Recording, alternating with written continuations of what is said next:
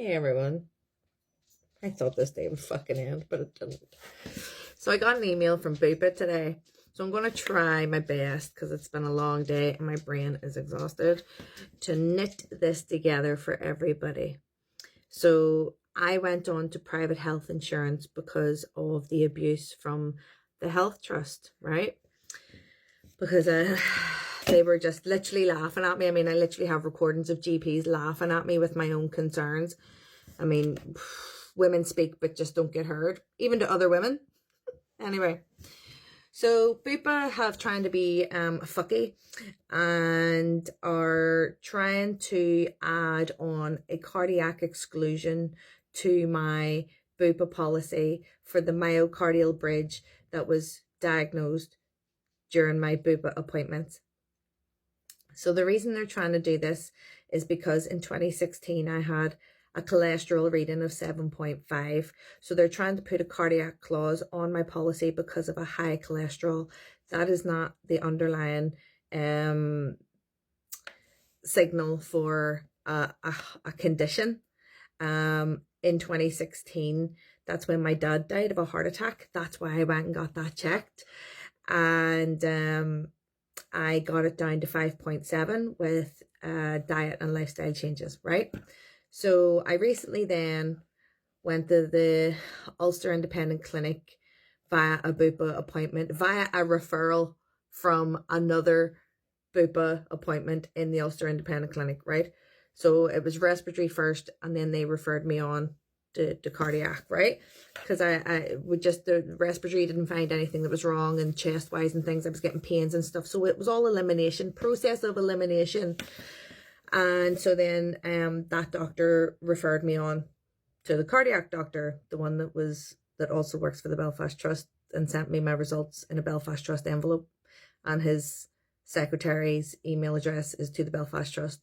So all my stuff is still flying through the Belfast Trust, even though I am literally actively whistleblowing about them and the whole health department. Anyway, so yes, Blue Cross wanted to put that on, so I argued back on, no, I don't think you will. And they have responded saying they wanted to update me that a further response from the medical director, this is went up to the Bupa directors now, by the way, in regard to the points you've made about the cholesterol readings in your recent referral. As you know, the recent update to your special conditions is based on information you've shared, namely a report dated 27/04/26 from Dr. Owens. This indicated the CT was done in 2026 after exposure to elevated cholesterol for around 10 years, which would place the issue as starting before you joined and something that would have been excluded if disclosed on application. This contrasts with your indication that the cholesterol reading was simply a diet-related flag isolated to 2016 with a quick and full recovery. Coupled with the existing exclusion for low EGFR potential kidney issue that was disclosed on application. That was from Blue Crest results. And if you listen back, again, I don't know if I shared that recording. I say listen back, and I haven't shared everything, but it'll all eventually come out in the end, because I'm going to fucking make sure. You will hear Dr. Thompson from Oral Surgery laughing. Well, did she laugh, or did you just hear the wee scoff?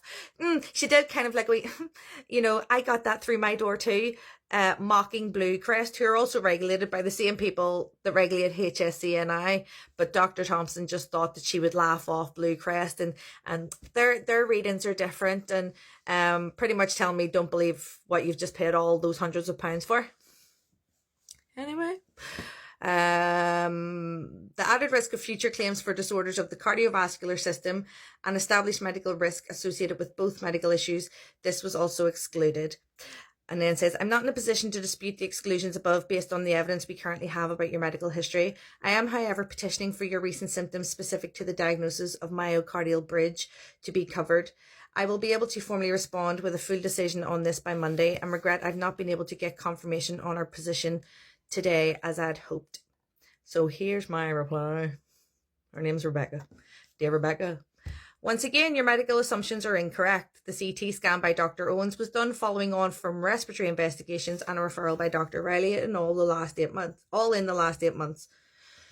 You can verify this via my previous claims. It is quite embarrassing for Bupa that you keep trying to manufacture reasons to add a cardiac exclusion to my policy while ignoring investigations carried out via my Bupa policy.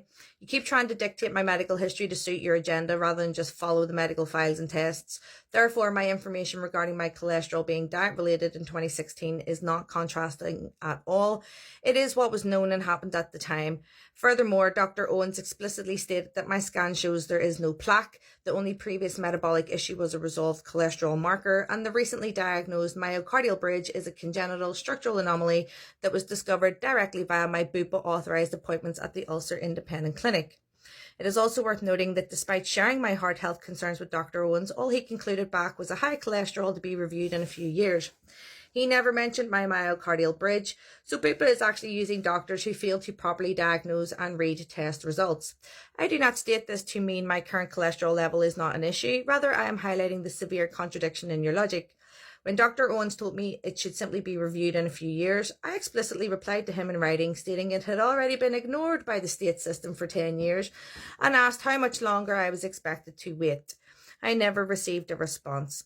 I possessed a contemporary audio recording of my appointment with Dr. Owens, where in response to all my physical symptoms and concerns, he explicitly stated that the CT scan would answer all my questions.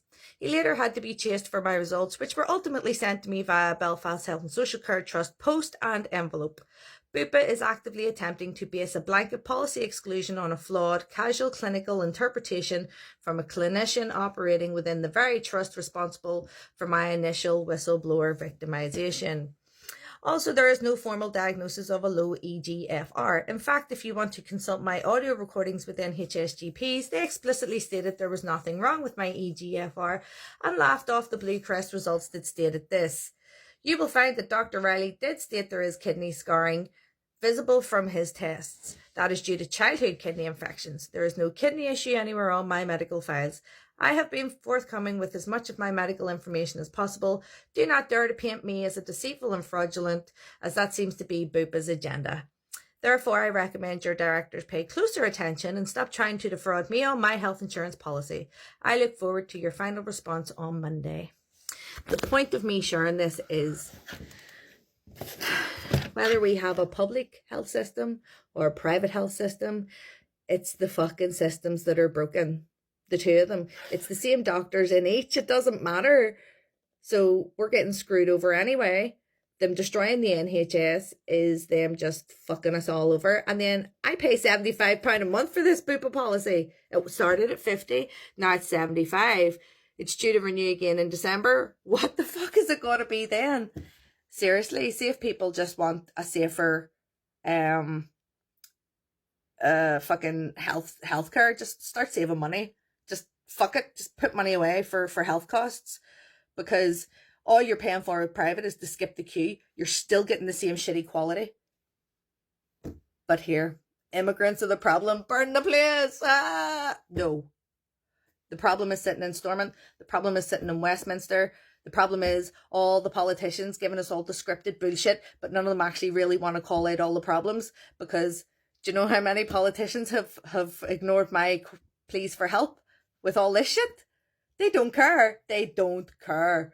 So please stop attacking innocent people and let's start holding the establishment accountable, because this is what it's doing to people. It's going to drive people into literal friggin' health debt. Like in America. That's what's going to come here, and they don't care. They're going to keep telling you, oh, we don't have any power over that. Oh, that's not in our remit. Oh, where have I heard all these words before? They're just going to hide behind bureaucracy. And then eventually, like the ministers here in the executive who say they have limited power, you're going to learn that actually they are all fucking useless. Why are you in the job? Why did you get a pay increase? Why are you in the job? I mean, come the fuck on. And here's the matter thing. Professionals getting mad at me because I have followed all the due process to try and get this privately resolved. And then because of all the professional bias and all the assholes who just wouldn't step in to help, I've now gone public. So if people have an issue, doctors, etc., of their names being dropped, don't blame me. Blame the professionals that you're protecting with your professional bias. this is what you get. This is cause and effect. Had the services not failed me, then I wouldn't have to be putting your names all over the internet.